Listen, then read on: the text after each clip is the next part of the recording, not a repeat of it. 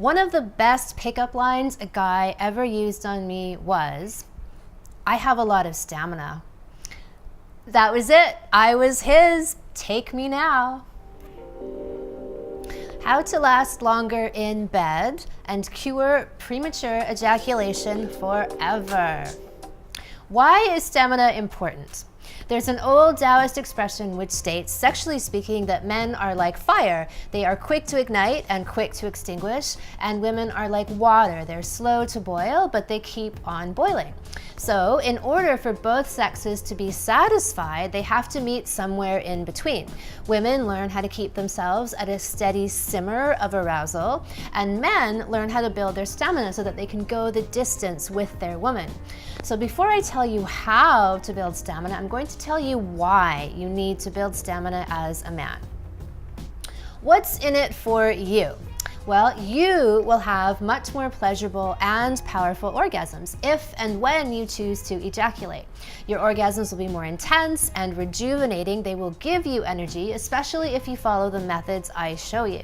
Eventually, you can even learn to master full body orgasms and learn how to separate orgasm from ejaculation. More on this later. Your woman will have more powerful and pleasurable orgasms. The deeper internal vaginal orgasms, like the G-spot and cervical orgasms, require sustained penetration. So they can take anywhere from 15 to 45 minutes for a woman to fully get there. And 75% of men ejaculate within 2 minutes. So 2 minutes isn't going to get her anywhere near these powerful orgasms. And she's very quickly going to start to resent you for bailing out on her in the middle of an important act, like your lovemaking. And even if she can't articulate why, this is what leads to women having what I call fukme, or the underfucked woman syndrome. Females utterly freaking out about absolutely nothing due to lack of phallic shapes near, in, or around their vaginas, leading to cataclysmic psychopathic moments of intense and troubling explosions of repressed sexual tension. Otherwise known as fukme. She'll start to get naggy and angry and resentful and bitter. She'll find reasons not to have sex with you, like she needs to do the laundry, or she's tired, or she needs another root canal. So look, contrary to popular bullshit, all women are multi-orgasmic, and for them to be well fucked, they need to have orgasms regularly, and they need to have a lot of them, especially these deeper internal vaginal orgasms. If they're only having paltry little clitoral orgasms, or nothing at all, they're going to be chronically underfucked. So you can learn about all the different types of orgasms that a woman can have, from cervical to nipple to throat orgasms, in my Orgasmopedia playlist, which is here on YouTube. You'll enter into the legendary Supercock Hall of Fame. Yes, you will enter the legions of men who are known the world over for their sexual prowess, as evidenced by the happy and well-fucked women that they have on their arms. So this is the domain of cocks that can fuck all night, have multiple orgasms. They can have 10 orgasms in a row without ejaculating, full body orgasms. They can bring a woman to G-spot, cervical orgasms, and even squirting orgasms. And all of this can be done through you having more stamina. Your well-fucked woman is your secret weapon. Remember the old adage, behind every good man is a woman? Actually, the way that I like to frame it is that behind every good woman is a man on his knees, ferociously thrusting and giving her everything that he's got. So when a woman is well fucked, she uplifts every single part of your life. She's supportive of you, she's happy, she's easygoing, she just flows. And on the contrary, if she's not being well fucked, she's going to make you feel her pain in many ways. She'll be chronically bitchy and she'll nag at you. When men complain about their women who nag at them, basically what they're telling me is that they're not fucking them well enough. She'll undercut you in any way that she can, in only the special way that an underfucked woman can. So if you want to learn more about fukme, or underfucked woman syndrome, check out this video on the epidemic of sexually unfulfilled women. So to build stamina, first of all, here's what not to do. When you think that you're about to come, don't think about football or something else that turns you off. I know this is a very old cliche way of thinking about not coming.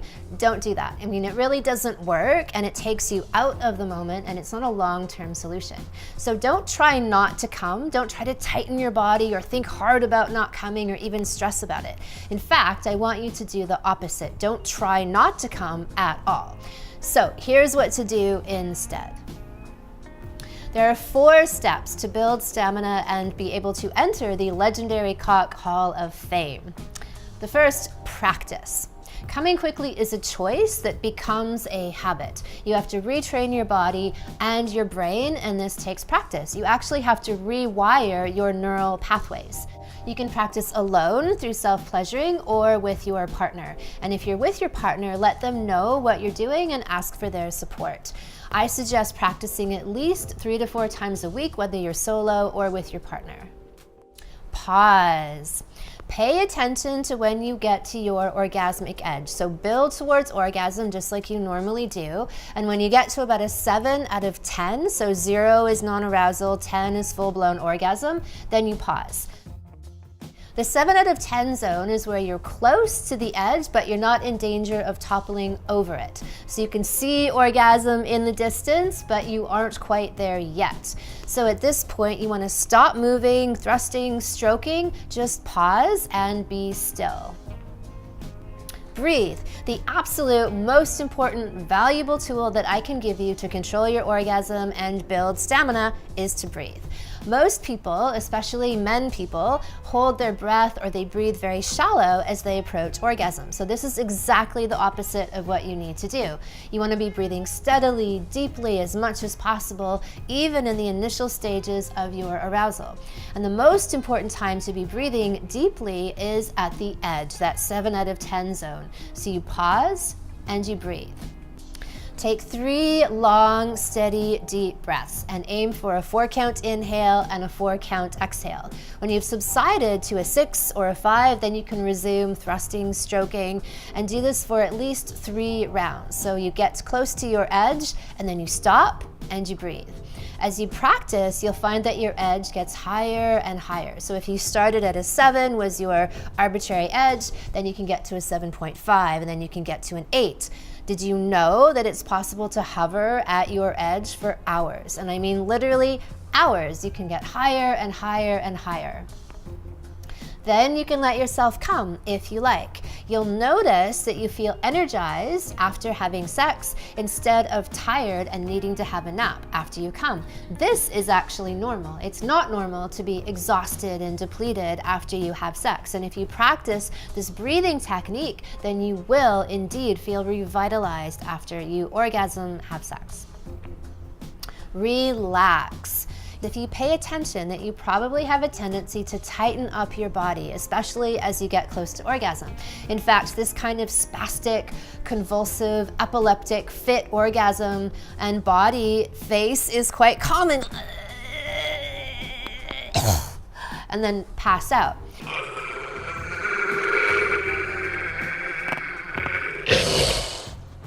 Instead, I want you to loosen and relax and open. Let go of the tension in your legs and your buttocks. This is where most guys tend to really clench up, and just release it.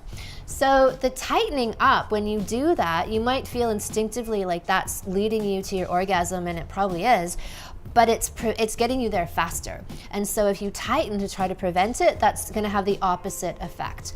So this orgasm phase, we wanna instead practice relaxation and serenity.